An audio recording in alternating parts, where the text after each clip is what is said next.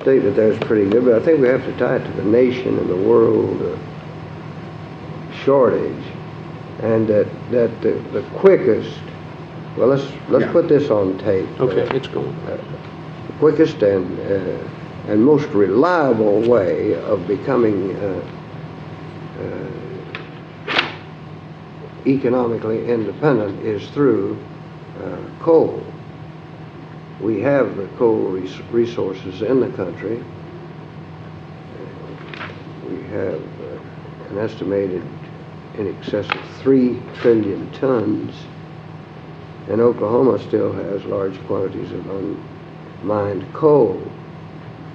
Most of the best coal in Oklahoma is rather deep now, because the good bituminous coal in the McAllister area and the semi-anthracite coal in parts of LaFleur County have been mined wherever they were close to the surface, so that most of the future mining of coal in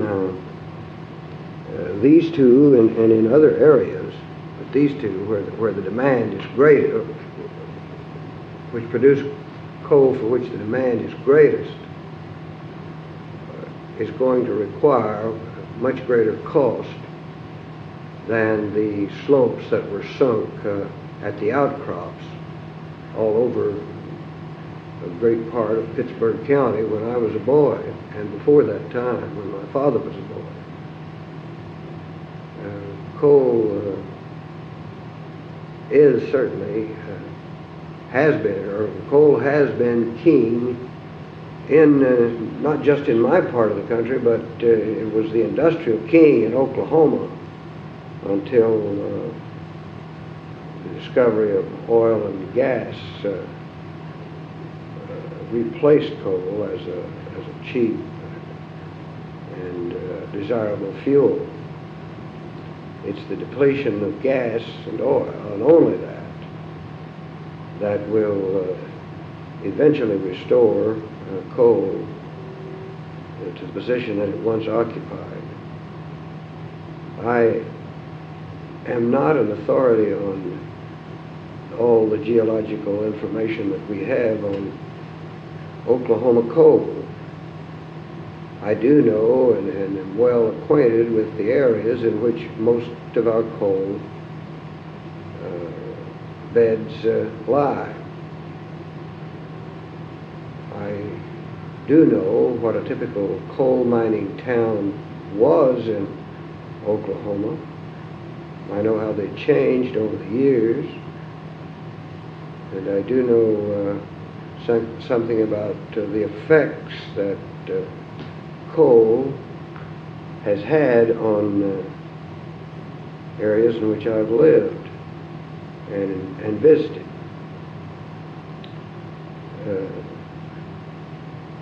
Coal, of course, was the first big industry in Oklahoma. And the city of McAllister was the first industrial city in the state. I do not believe anybody will dispute this, although I do not have all the facts and figures showing the industrial impact of various things in various parts of the state. But I know in the city of McAllister, which was the coal capital in the early days of coal on up through recent years, had things that you couldn't find in other areas of the state. Coal miners in the heyday of their of mining prosperity made relatively good wages, and most miners were young people, and most of them, particularly those of American origin, were great spenders. They spent their money when they made it. They lived it up as they went along. so that there was widespread demand for entertainment. When I was a boy, the Busby Hotel was probably one of the busy hotels in eastern Oklahoma. The Busby Theater had troops of vaudeville and dramatic shows coming by almost weekly. The movie houses, the shaking silent film type, were full every time they opened, and they opened frequently. The town was full of pool halls, and while liquor was not authorized, Choctaw beer and corn whiskey could be bought in almost any part of the county. Choctaw beer is still a well-known product in the mining areas, particularly Pittsburgh County and to a lesser extent in Cole County and Latimer and Leflore and Haskell counties. Most of it was produced over the years by Italians, and I have been told, but I have not researched the subject and have not seen any historical documentation of the subject, that Choctaw beer was called Choctaw beer because it was produced in the Indian Nation. But I've also been told that it was produced by Italians, and that it was the Italian immigrants who brought this kind of beer, this malt, barley, hops type beer, which ranged up from 12 to 18% from alcoholic content, from Italy, and adapted it to the water and resources of southeastern Oklahoma. Moonshine liquor, of course, was a business that flourished in a small way, maybe in some cases a pretty large way, in the hill country of southeastern Oklahoma. And these were sources of entertainment and fights and all sorts of things when I was a boy. Square dances were held in various parts of my county, and it was the rule and not the exception that anywhere from 3 to a dozen drunks would get into a brawl before the dance broke up. This was true both of miners and farmers and sharecroppers that lived and worked in the area.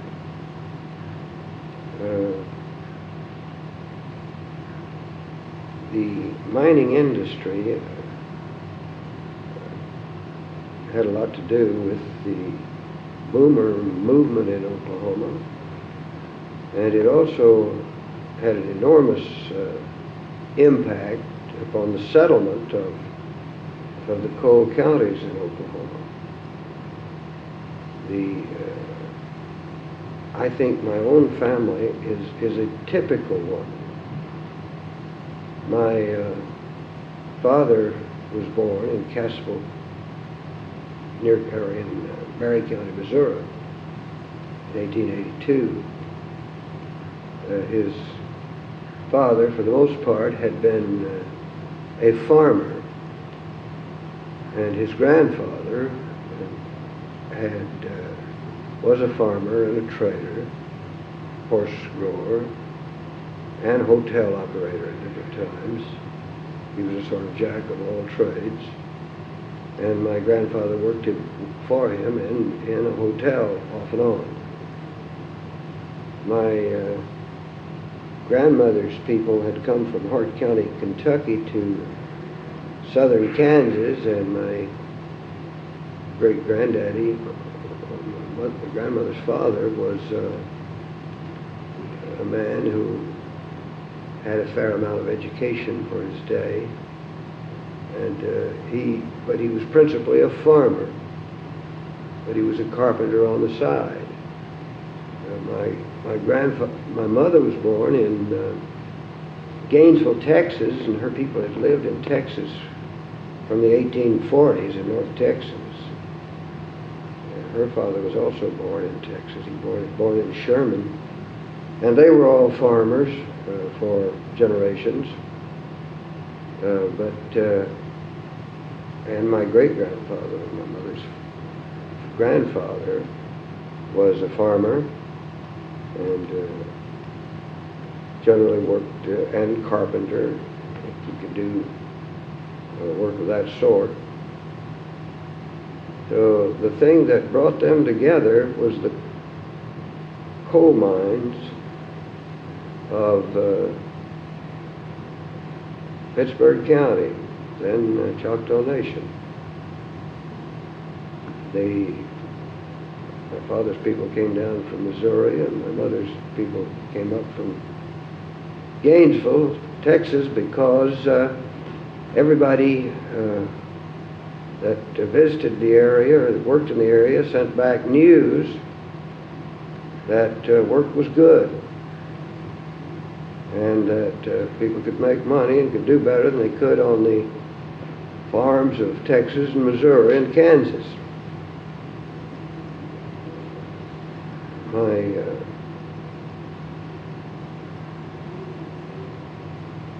people all moved to the area of Krebs before 1890, and but few of them actually worked in the coal mines. My grandfathers, neither of my great-grandfathers ever worked none of my great-grandfathers ever worked in a coal mine. But they did work on top. My grandfather, they could all do carpentry work for one thing, and they would help build things around the mines and mining houses and tipples and that sort of thing. And then my granddad Albert, the first job he got was as fireman of the boiler at number 9 in Krebs. This was a famous mine in Krebs in the early days, and the engineer always had a fireman or two to keep the furnace filled with coal, and that was the first job my granddaddy had when he landed in the Indian Territory. And he'd had experience with his father in running a hotel, and as the mining area around Savannah began booming, he moved down to Savannah and opened a hotel there, where my father got a part of what little education he ever got. And then my dad, who as he became a young man and had lived in the McAllister area from the time he was about 8 years old, knew a lot of the miners, and he knew that work in the mines was the most remunerative thing around there, particularly if you were a good miner. My dad was an exceptionally good miner, as all who ever knew him will testify. He learned fast, and he started to work digging coal in one of the mines when he was about 18 or 19, when they were 19 or 20 years old. And there he met a Scotsman who was the fire boss. And he trained my dad to do gasman's work.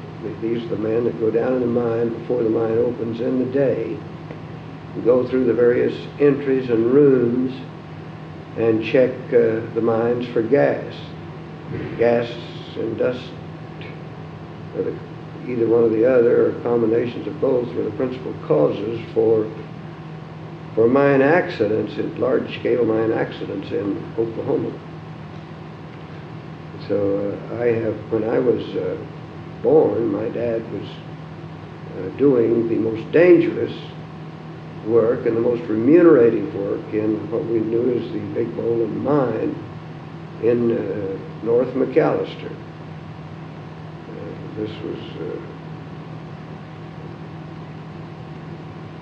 This amounted to going through the mine, going down into the mine with a gas lamp.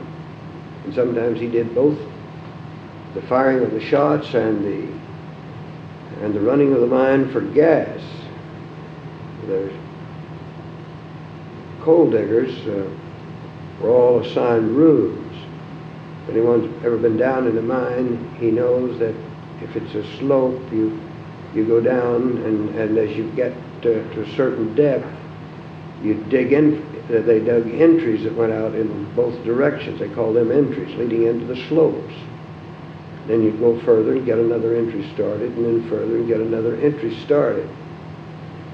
Now the main track going down, whether it was down a slope or down to a shaft to hit the slope, was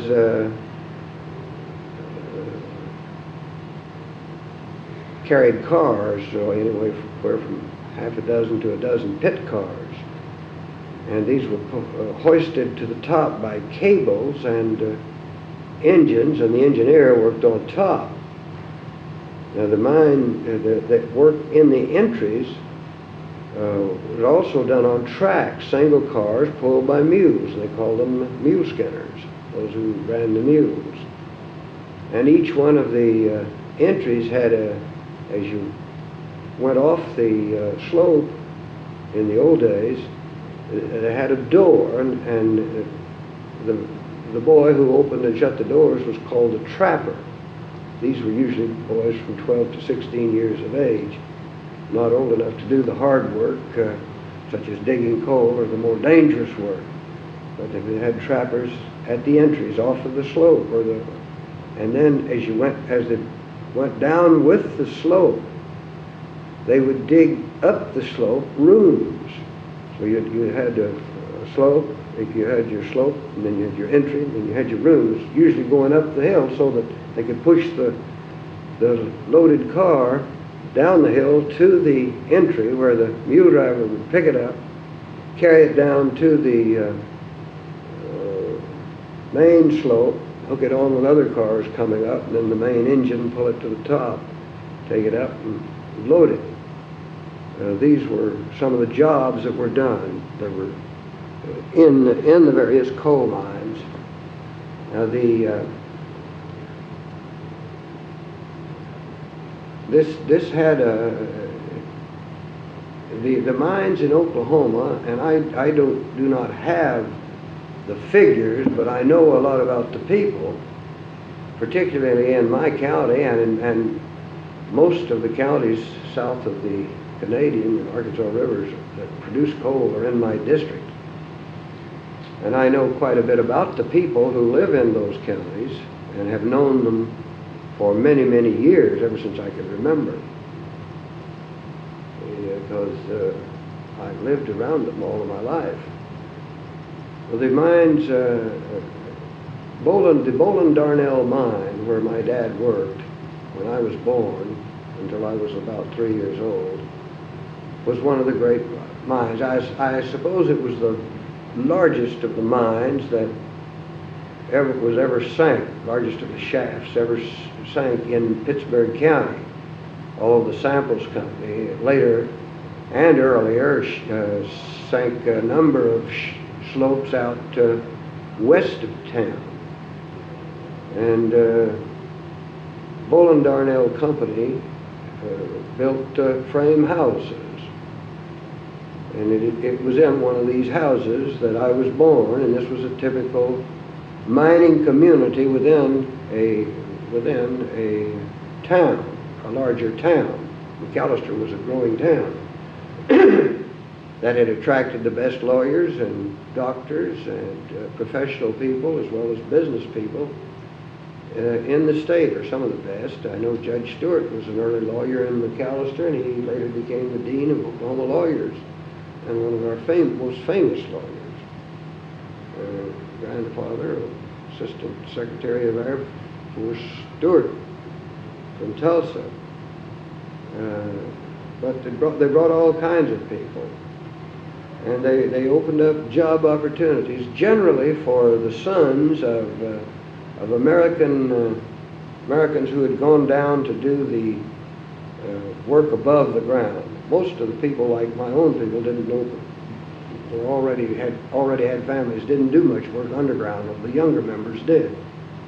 But people like my father and my grandfather's, Scott's younger brothers, all worked underground. And this was the thing this was the moneymaker in the area. Well, these mining camps usually housed most of the people that worked in the mines. And they were usually 3 or 4 room frame houses. The one I was born in was a 3 room house which faced the south. Right in front of the house was a railroad spur which led from the main track of the Katy to the mine, which was only a quarter of a mile or so away. And these houses were framed. There was no such thing as weatherboarding. Not a single one of them was painted.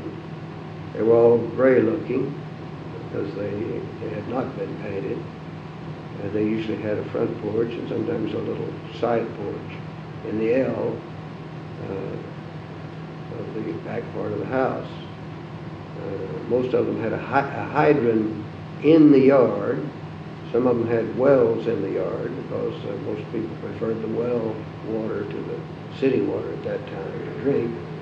But the hydrant furnished water for other purposes. And this pattern was pretty regular through most of the area because I had relatives working in mines at Buck, at Krebs, and 5 Krebs was one of the great mines of the area, which was a shaft. You had to go down the shaft, straight down like a well to get to the gold because it was deep, and then it went on.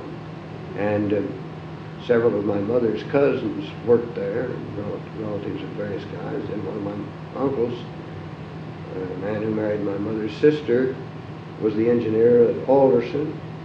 He had a brother who was an engineer at Buck when I was who was a rope rider at Buck when I was a boy. And then I had relatives. I had an uncle, and my mother's cousin's husband was a miner at Beach. So we had relatives all up and down the Rock Island Railroad there in the early days. Then there was that phenomenon of people coming in who had crop failures, otherwise thought they could better themselves if they got where mining was going on. Brought in people from Oklahoma, Arkansas, Texas, Kansas, Missouri, and some of this, Tennessee, Kentucky, Mississippi. And these people generally had parts of their families become coal miners, such as my dad did, although he'd been reared as a farmer. Then coal was shipped out by rail and sold, and a lot of it was used by the railroads themselves, and some of the mines were owned by the railroads. The Rock Island owned several of the mines out east of McAllister, but and then most of the companies, like the Boland Darnell Company, had a store which was directly across the street from us, east. This was called the Boland Store. The Boland mine was a little more progressive than some of the Moline Company was a little more progressive than some of the companies because they would pay the miners either in script or in cash. But the store would take script. But some of the mines where some of my folks lived around Bache paid mainly in script, and that meant that you had to buy your groceries and things there, and you could redeem a certain amount of your script if you wanted to at the store or some other place where they would take the script and turn it into cash. But the mining industry in that day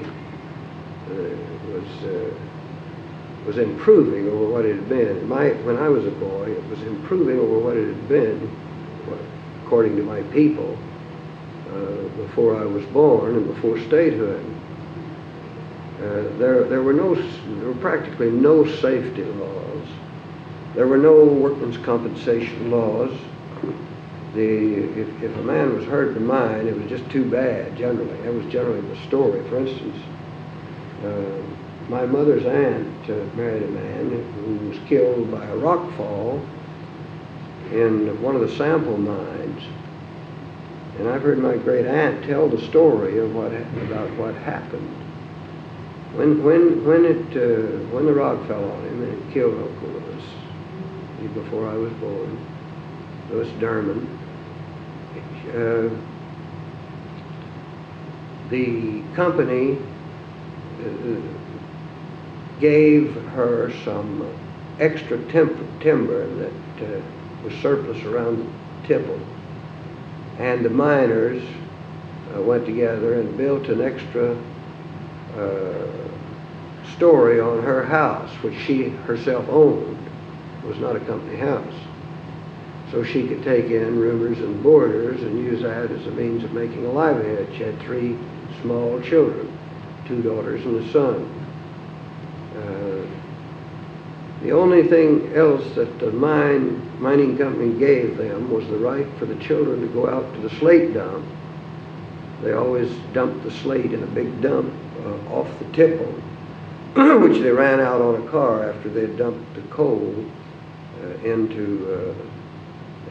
They had to screen the coal so that the coals that was loaded into the car wouldn't carry slate, which was useless. They had to build these giant slate dumps out, and sometimes coal would get in it and would miss the screen some way and go out or go through the screen, and there'd be lumps of coal often around the bottoms, on the sides of the slate dump. And my mother's cousins were allowed to go out there and pick up the coal in sacks and take it out and sell it or use it at home for what money they could get out of it, which amounted probably to $2 or $3 a week, or maybe less. So that was the fate of a man who worked in the most dangerous industry in the United States at that time, in an area where there had been no progress at all made toward workmen's compensation laws, and where there was very little progress toward safety laws. Miners, of course, often went to lawyers and tried to win judgments, and after statehood, this is one of the things that became very prosperous, and some of the lawyers did prosper by taking mining cases, either by representing or suing the companies in cases of death or injury. The coal mining industry started slackening about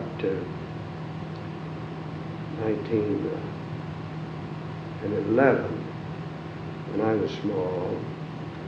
And at that time, there was a relatively new mine out east of town at McAllister, a little town called Baker, where my dad went to work.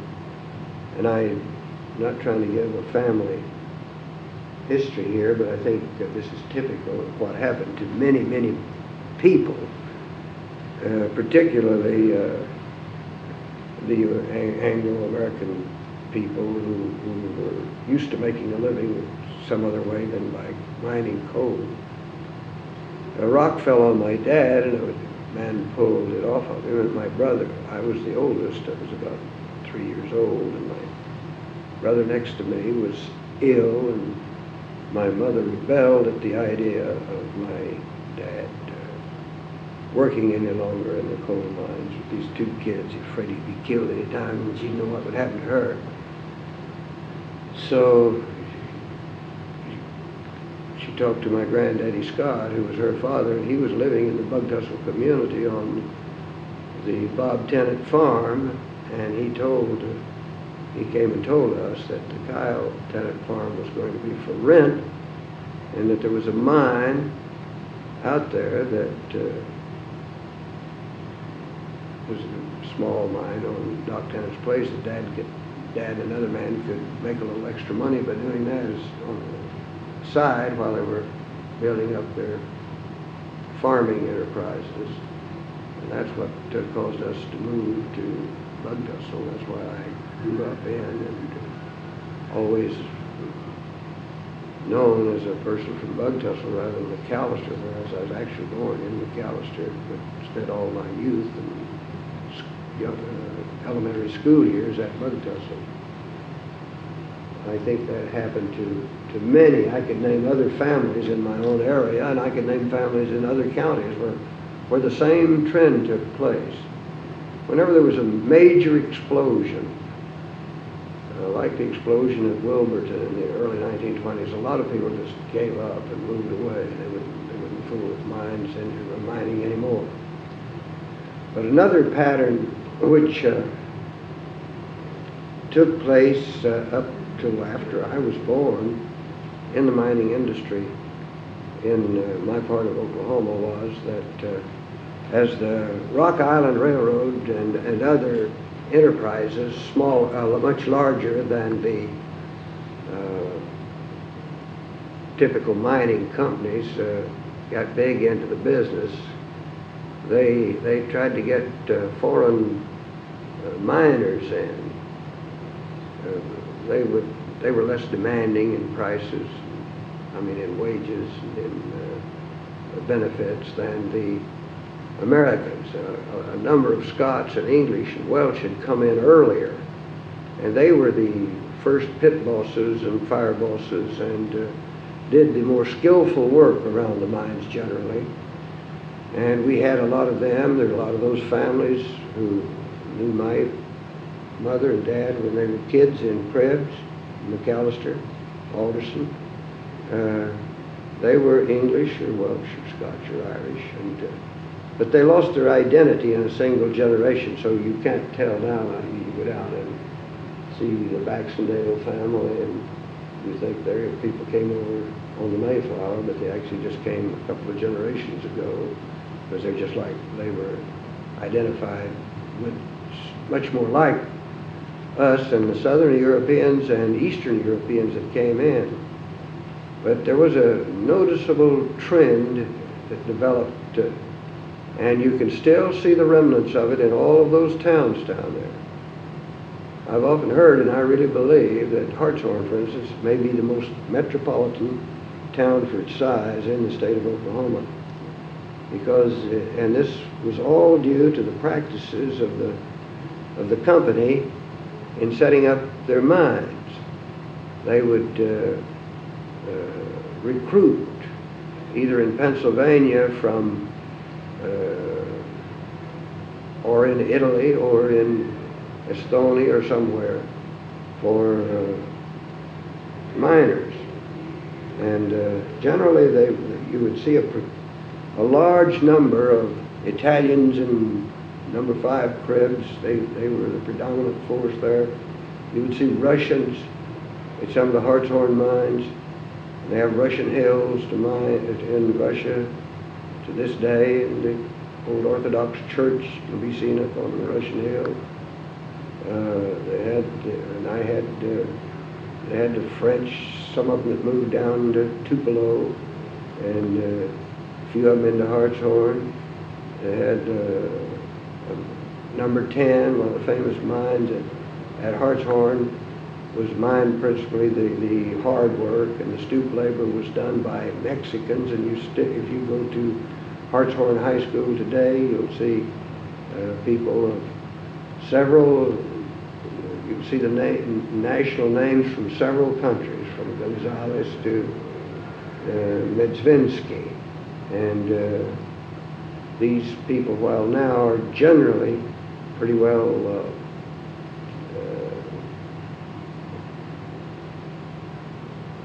involved in the whole community and have been amalgamated both in habits and biologically with the remainder of the population. Their names are still there, and some of the older ones still speak with an accent. I had one girl in my office from Hartshorn. Her father was a Lithuanian. Her mother was half Italian and half French. And her mother and father are typical working class people of the area. Her grandfathers and at least one of her grandmothers spoke the English language with difficulty, and we still see pockets of people like that. I can take you to an area in Krebs where most of the women, the older women, can't speak English. They just live in a little community and buy from a store operated by an Italian merchant. They can't hold a complete conversation in English, although they may have been in this country since the territory days. After we left the mine, there was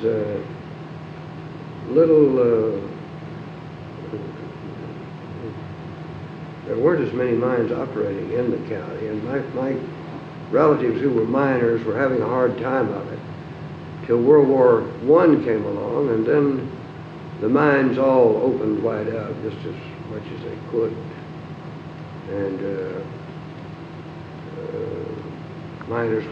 miners did well during World War I, but my dad was doing so well raising cotton then that he didn't go back to the mines. But after the war, in the 1920s, when the price dropped out, about 21, dropped out of the bottom of cotton, and my dad started thinking in terms of having to send his kids to school.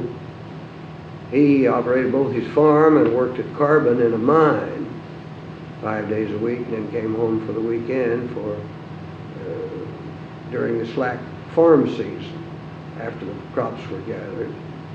And he never did have any trouble getting a job at a mine, and so he did that. And then in mid-20s, when the mines were doing pretty well in McAllister, and I was old enough to go to high school, he moved back to McAllister. And this was a trend that was repeated among a lot of families that I have known, and I'm sure it's widespread in the area. Then in World War II, the mines became very important, and the carbon mine where my dad had worked became a great operation. And my dad worked there during the first part of the war. Although he lived on his farm, he was about to retire as a farmer. He worked in the mines there, and everybody who wanted to work in the mines in the area could get jobs. After the war, and this happened not only in McAllister, it happened in Waukesha and Spiro and Floyd and Haskell counties. The government's interest in the mines waned, and the government put a lot of money into these mines. These mines had become known as government mines because nobody else would go in and pay the price that would be required to get this coal out as fast as they had to have it, keep these mines in good condition and safe. So some of them were abandoned, some of them were sold, like the carbon mine and one of the Waukesha mines I know of sold the Lone Star Steel Company. But they operated it for a while, and it became unprofitable. And then, as time went on, a few mines were opened. Japan became a market for the mines, and the waterway gave cheap transportation, and the railroads too. And Japan was willing, and I assume still is, to purchase any of the coal that can be produced in the area, shipped to them. The Howe mine was opened, and contract for exclusive sale of the coal was made with Japanese firms. But the mine was closed down because safety requirements could never be completely met due to water seepage and other difficulties that I'm not familiar with. One of the things that was a traumatic experience for everybody during my whole life as a youngster in the area was people that were getting killed. And sometimes there were enormous slaughters of people, from 25 to 100 people were killed at one explosion. I know that the Samples mine, when my dad worked there as gasman, blew up, and my dad was out of bed. I was sick in bed with the flu when it blew up, and it killed 17 or 18 men. He was always of the opinion that if he had been working, he was so confident of his ability to find the gas that the explosion would have been avoided. And the little Bowling mine, which was opened by my father and another man, and just east, as I've said, of the old Bowling, had an explosion after I started the university about 1928.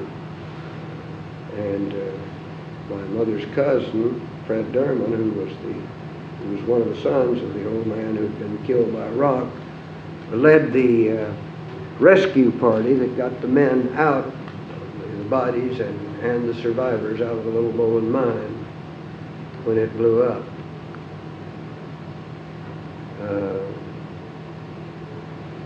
One funny thing about mining in the area was that Henrietta became a competitive area, and some of my own people moved up there, and the mines flourished there, particularly during World War I. And my uncle, my aunt's husband, who had been the engineer at Alderson, became the engineer at number 5 Dewar near Henrietta. And he was making $350 a month, which in those days was considered quite a wage. And the miners floated a lot of them, between Lehigh, McAllister, Henrietta, McCurtain over in Haskell County, and Makoshi, and Howe in LaFleur County. But most of the miners knew one another. My dad had worked not only in Pittsburgh County, but while I was little, when Old Bowling was down for a little while, he made a weekly trip to a mine in McCurtain County and worked in it. Came home by a little train every weekend.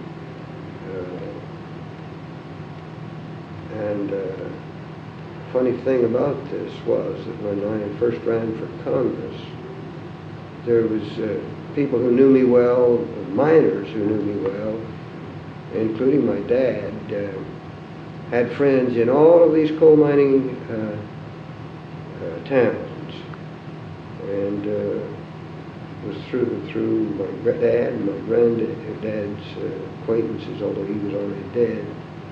There were a lot of people immediately came to my support when I ran for Congress in 1946 for the first time. And I carried all the coal mining towns in eastern Oklahoma, and the 3 coal mining counties that were then in my district looked upon the mining people as being recent comers of ethnic origins other than, whereas my own people are lost in antiquity as Americans, you know. And they got out the rumor in one place that I was a Catholic, changed my name from Alberti to Albert. And an old Italian in Durant told me that when I was home. He said, "You know he's an Italian, don't you?" This guy's name was Saragusa, Phil Saragusa. They put that rumor out. Yeah, there's that one, and then there's the one that you're Indian, and that's very often. Well, I don't know where I got that from. Well, I think it's because we got Indian relatives. I think that's where that comes in. part Indian But route. their people just insist to me that. Yeah. It's Indian. Well, all of those that knew Jim Boatwright, well, they knew that I was Indian, you know, as he was. But, well, for instance, I went to think it's Kingston, one little town down there, and said, you know, there's a guy that had been in the Masonic Lodge with me. He said, some guy came in here and said you were a Catholic.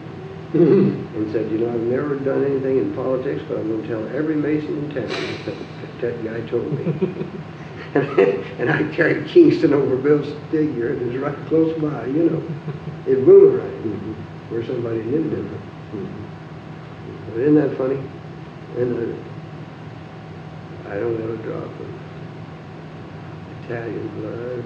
But another thing, most of the Anglo-American groups, of course, there was a caste system, and this is something a lot of people don't realize. Even though the lowest paid were generally the poor Europeans, the Italians, and even more so the Russians and the Czechs and whatnot. The highest paid were the Scots and the English and the Americans, but they talked a little differently in the early days. So the caste system was the American, no matter what they made, live in the same kind of house. Then the Britisher, and then all these other Dagoes and Bohunks, and that's what they called them, you know, and threw rocks at them and anything else, you know. They damn Bohunks come over here and they can't talk English, what them get them out of here. They always had that clash. But you know, I think one of the most interesting things That's all gone now. Yeah, one of the most interesting things about this coal background, this coal mining background and whatnot, is that it was sort of a United Nations within itself, because you had all these people blended together there, and especially the Italians, who had a lot of them come in the later times there after statehood. Mr. Tua, they had several outstanding people. Mr. Tua was he was the agent, he was the consul there for Italy. He was the agent for companies and whatnot. So it brought with it a few of the educated Italians or whatnot, you know, came over, or Germans, and usually the Germans were higher class, you know, in the eyes of the person than the Italians and the Russians and whatnot. But I expect a lot of those Italian families in Pittsburgh County now are came from, I mean, a lot of them were born in Italy. I mean, but it was coal that attracted them. Yeah, what percentage do you think? 100%. Well, they say now you've got 2% ethnic population in your district. Yeah, and I would say that they were almost 100% attracted by coal, and there were more than 2% in certain counties. Mm-hmm. If we could find out how many in the coal counties, I'm sure the percentage would be a lot higher. The percentage would be higher. It wouldn't be overriding, but there is a significant number in Krebs. I would think that 30% of the people in Krebs are Italian. And they're still, like you were saying, there's still those names around there, and then I'd say that 20% of the people in Hartshorn are other than old American stock, you know. This story that you tell too about when you had the ambassador at Krebs is a good one. Yeah, I could tell about the ambassador coming there, and it attracted the. Yeah, let's put that story about the ambassador in there, because that will get flagged. Yeah. You want to go ahead and give? Well, don't need to give the whole story, but it was the coal mines, of course, that got them there. But one day the Italian ambassador called me and said he was looking in a congressional directory, and it appeared to him that Krebs, Oklahoma was in that district. And I said, yes. He said, well, I'm going down to the state on some business mission, and he said, I'd like to visit Krebs while I'm there, because nearly all the mail I get from Oklahoma comes from Krebs. And I want to find out what it is. And most of them are Italians wanting to get their kinfolks from Italy over to Krebs. And they said, I'd like to visit Krebs. I said, all right. So I got on the phone, and one of the Italian leaders of the community lived across the street from me. And then the Silvas, all families who for the most part had been leading Italians above the mining group in the economic ladder and education ladder. I called about a half a dozen of them. They all got together and decided to give him a real wing-ding. I called Pete. Pete wanted to eat at his place. He still got his picture there eating. So we had a great meeting there with the ambassador and all the leading men of Italian descent, all of whom could still speak English, but all of whom could still speak Italian, but all of whom could speak English without an accent. Most of them had spent part of their lives in Italy. But then after it was over, they had built up a downtown reception point. We had that had big ice cubes with roses and punch and a big platform for him to speak from. And it was a hot day, and I asked Mike Monroney to go down with me because Mike was going to be up for election, and he jumped for the opportunity. So we went down there, and there was a whole mob of people in hot summer weather. We pulled off our coats, got up on the platform, and I introduced Mike, and he made a little talk, and I introduced the ambassador, and then I walked down and stood in the crowd. I wanted to see how they reacted to him, and he started speaking in English. After he'd spoken in English for a few minutes, he started speaking in Italian. And a little bitty Italian, about 75 years old, with a cap on, his old-fashioned visor cap on, came up to me, looked at this, staring up at me, a little shorter than I was. He punched me. He said, "Are you Carl Albert?" I said, "Yeah." He said, "You any Alba boy?" I said, "Yeah." He said, I know your papa. I worked with him in the coal mine." I said, "Yeah." He said, "A long time ago." He said, "That big shot up there, said, him your friend?" I said, "Yeah." He said, "You know what, Carl Albert? Him a talk Italian better than me, I think." I love that story. I love that story. I think that's good for working for that program. That's a good story too. he was really amazed at what was going on. I don't know whether you're talking about chopped beer. I don't know whether you can tell about how it evolved. I mean, about when people would get hurt in the mines, like Pete himself, on the way they could make a living. Yeah. That's the way Pete's place started was because Pete started on chocolate sandwiches. Pete was hurt in the mines, and I don't think you better mention names. No. So. But it is interesting. But a lot of them during the Depression, it was a source of income for a lot of people down there. They couldn't make any money any other way, and it kept Judge Williams' courts busy until the Prohibition Amendment was repealed. Bill tells about they thought it was great, Pete would be arrested every so often. The federal people would come in and get him, take him off to Muskogee. And he thought it was, as a kid, he thought this was so great because it's just like a picnic. I would pack up a picnic basket and then go see his dad. But if they expected just so, and he was talking about how the federal people would bribe him to tell him his dad where they hid it. But it's, I think we got enough to go on, don't you, Joe? I mean, you think we can do it? Let's get a few questions then. Uh-huh.